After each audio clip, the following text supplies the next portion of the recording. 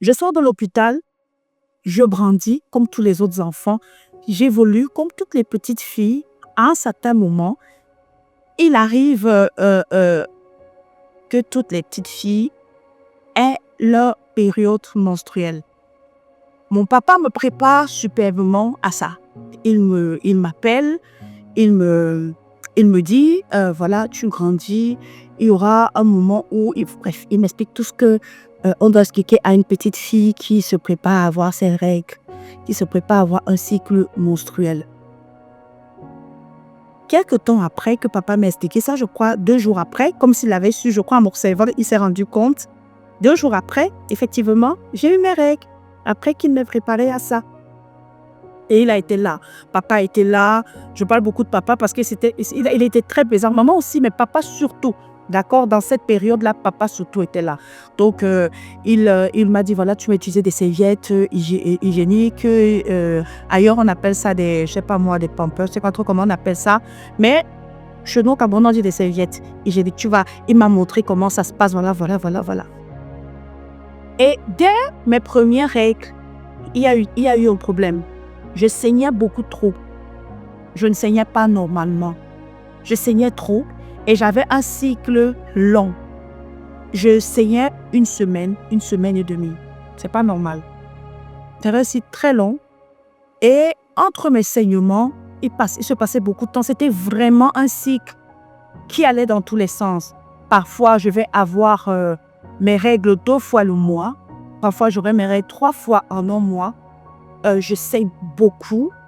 Il y a des mois où ça ne va pas venir du tout. Ça va faire 1 mois, 2 mois. Je n'ai pas mes règles. Le jour où ça vient, ça met long. Une semaine et demie. Mais bon, je gère avec ça comme ça et tout. Si vous avez un enfant, je joue toute la patience. Vous avez une fille qui commence à avoir des petits problèmes avec son cycle menstruel. Vraiment, je vous conseille d'aller à l'hôpital. Allez voir tout de suite un médecin parce que ça peut être assez grave plus tard. Dans mes 20 ans, la situation devient incontrôlable. À ce moment, je reçois l'appel de Dieu qui est excessivement forte. Je suis malade, je perds du sang tout le temps. La première fois, je saigne tout un mois, sans m'arrêter. Il n'y a pas un jour où j'ai eu un répit. Et je saigne abondamment. Quand je dis abondamment, c'est abondamment, dans le sens clair du terme. Pendant tout un mois, je perds du sang tous les jours. On va voir un médecin qui me prescrit un médicament que je commence à prendre. Et évidemment, quand je prends le médicament, ça s'arrête à un moment donné. Mais dès que je finis, ça reprend. C'est comme ça que je vis et jusqu'au moment où j'accepte l'appel du Seigneur et le Seigneur me dit qu'il m'appelle à aller évangéliser et je rentre dans la structure Jeunesse en mission. À Jeunesse en mission, on commence par le Disciple Training School, c'est-à-dire l'école des disciples. Et je suis à l'école des disciples, je fais mon parcours tout le temps et puis après, je vais en phase pratique avec mes camarades et toute l'équipe avec qui on devait aller en phase pratique. Donc, à Jeunesse en mission, c'est en 2 phases. Vous avez 3 mois de phase théorique où on vous prépare, on vous explique c'est quoi l'évangélisation, on vous parle des enjeux sur le champ de l'évangélisation, on vous parle de la préparation avant de sortir évangéliser et tout ce que ça vaut. Et après la phase théorique, il y a une phase pratique où vous allez sur le terrain pour pratiquer, si on veut. Vous allez sur le terrain pour dire aux gens l'évangile de Jésus-Christ, mais maintenant avec une bonne stratégie, avec le langage qu'il faut, avec l'attitude qu'il faut. Alors, pendant que je suis en phase pratique, nous commençons dans mon premier lieu de phase pratique, c'était à Kumba, dans la ville de Marumba. Je n'oublierai jamais, parce que c'est dans cet endroit-là que j'ai connu davantage l'amour de Dieu, où j'ai expérimenté la bonté, la grandeur de Dieu dans ma vie. Je vais en phase théorique, je saigne. En phase pratique, autant pour moi, et je suis en train de saigner. Je me dis, ça va passer. Je ne me rends pas compte de ce que je vais vivre. Nous commençons par cet endroit. C'est un bel endroit. On rencontre des personnes magnifiques. On nous installe.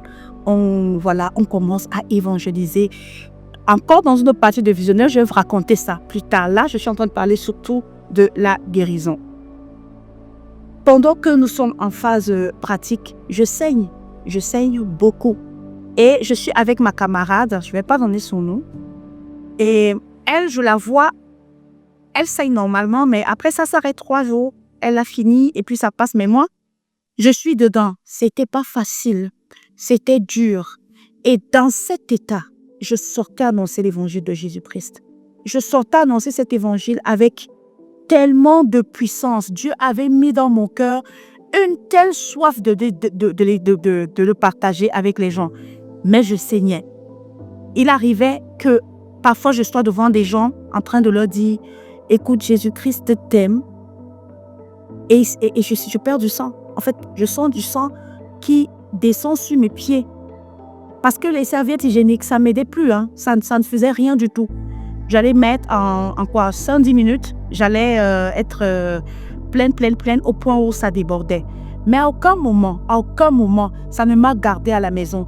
À aucun moment, je suis restée couchée plutôt que d'aller évangéliser. J'aimais ça. Ça me passionnait. Ça me passionne encore aujourd'hui. Et un jour, on a quitté Marumba. On est parti on a fait Marumba. Après, nous sommes allés à Bamenda. Après, nous sommes allés à Bagante. À Bagante, pendant qu'on était là-bas, un après-midi, parce que quand tu perds du sang tous les jours, tu te fatigues, tu t'affaiblis, tu n'es pas bien. Tu es, côté physique, tu n'es pas bien du tout. Et un jour dans la rue, pendant qu'on évangélisait, j'ai croisé une jeune fille.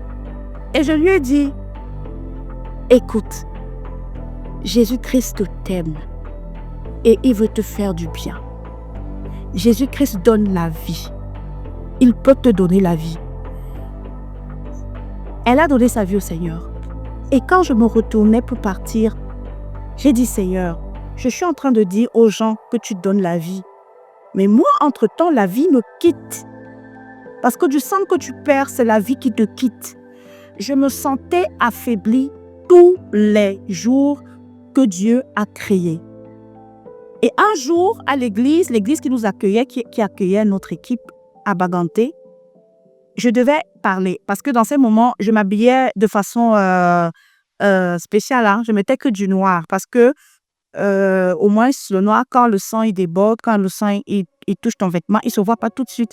Et je m'arrangeais toujours pour m'asseoir dans des chaises où je pouvais vite nettoyer. Parce que ça va déborder. Je m'asseyais pas dans les fauteuils des gens, de peur de les salir dans cette période. Ceux qui sont en jeunesse en mission savent que la phase pratique, ça fait 3 mois. J'ai vécu ça 3 mois. Et un jour, à Bagante, pendant que j'étais en train de créer, ma camarade roumaine savait ce que je vivais. À un moment donné, même mes encadreurs qui étaient avec nous sur le terrain se rendaient bien compte et j'étais obligée de leur dire ce que je traversais. Ils priaient pour moi. J'ai vu les gens prier. Ils ont prié pour moi. Ils ont vraiment prié pour moi. Mais je continuais de saigner. Et un jour, je suis programmée à l'église et avant on avait fait un programme et je devais parler d'un sujet précis. Pendant que je suis en train de parler du sujet, le sang coule. Ça descend. J'étais en pantalon tout le temps. Ça descend et ça touche le sol. Pour vous dire à quel point c'était abondant. Ça touche le sol. Et comme j'étais avec mon ami, j'ai failli dire son nom, j'étais avec mon ami, ma camarade, elle est à côté de moi et je la regarde et je regarde le sol. Elle se rend compte du tout parce que quand je la regarde, c'est pour qu'elle me regarde et quand elle me regarde, je dirige son regard vers ce qui est en train de se passer. Je ne sais pas comment ça s'est passé, mais on a coupé l'énergie. Heureusement pour moi, le sol de cette église, à ce moment, n'était pas encore fait, quoi. C'était encore de la terre et tout. Romaine a pris la peine de vite mettre avec tes pieds là pour couvrir. Et moi, je suis rentrée à la maison très vite pour me changer. Elle m'a dit, rentre à la maison.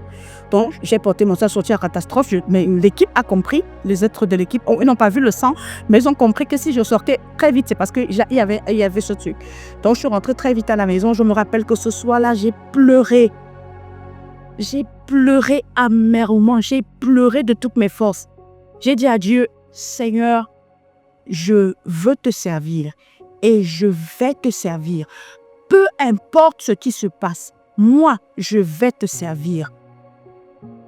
J'ai tenu la phase pratique, mais à un moment, après ce qui s'est passé à l'église, j'ai dû interrompre ma phase pratique un moment pour revenir dans la ville de Yaoundé, rentrer à la maison. Je suis allée voir le médecin qui m'a consulté.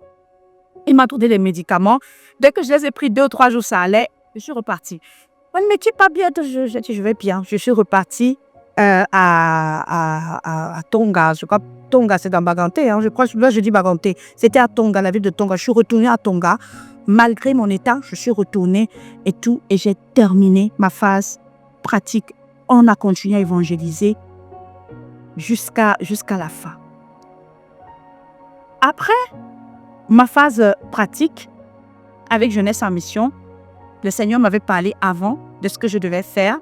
J'en parlerai encore, j'ai beaucoup de choses à dire, mais maintenant je précise toujours de ma guérison. Cette autre étape-là, je vous la raconterai, comment Dieu me mène à Jeunesse en mission, me mène à travers les nations pour prêcher son évangile. Quand je termine avec ma phase pratique, je rentre chez nous, à Yaoundé, chez mes parents, et je suis en feu, j'ai quand même, je sais pas autre chose que servir. Je sers, je prie, je suis là, je suis dans la présence de Dieu. Je dis, ok Seigneur, on a terminé avec la phase pratique, qu'est-ce qu'on fait maintenant? Et le Seigneur qui m'avait déjà donné des instructions bien avant, les précise encore. Et là, il fallait continuer à Jeunesse en mission où je devais aller faire communication. Merci d'avoir partagé ce moment avec Visionnel. Abonnez-vous à nos pages YouTube, Facebook et TikTok. Le nom est simplement Visionnel pour découvrir la suite de nos histoires. D'ici là, n'oubliez pas, vous êtes aimés et bénis de l'Éternel. Shalom.